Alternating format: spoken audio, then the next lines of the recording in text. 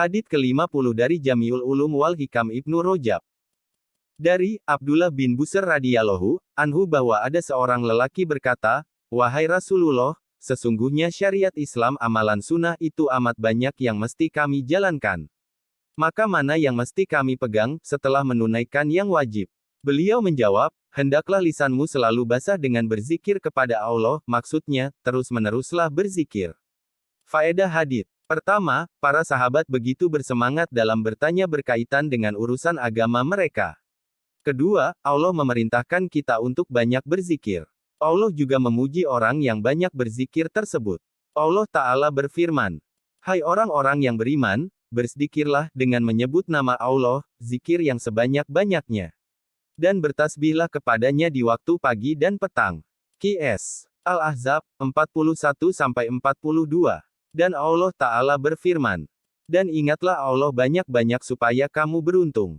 Qs. Al-Jumu'ah, 10. Dari Aisyah radhiyallahu anha berkata, Rasulullah shallallahu alaihi wasallam selalu berzikir, mengingat Allah pada setiap waktunya.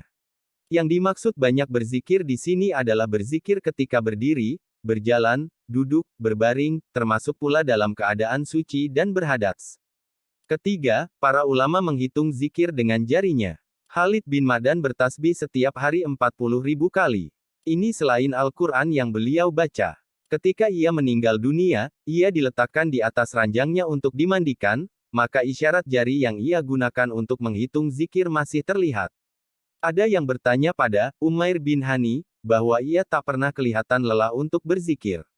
Ketika ditanya berapa jumlah bacaan tasbih beliau, ia jawab bahwa 100.000 kali tasbih dan itu dihitung dengan jari jemari.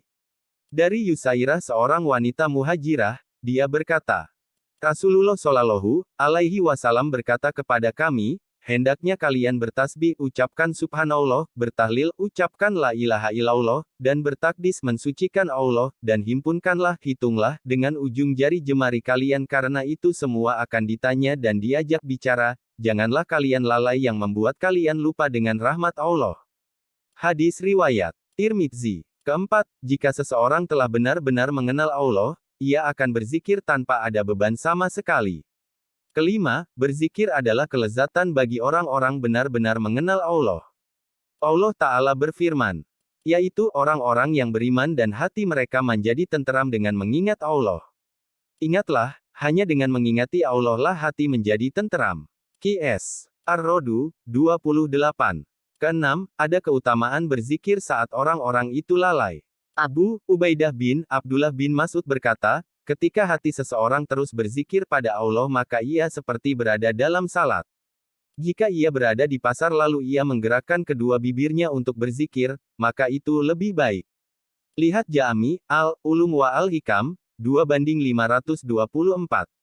Di sini dinyatakan lebih baik karena orang yang berzikir di pasar berarti berzikir.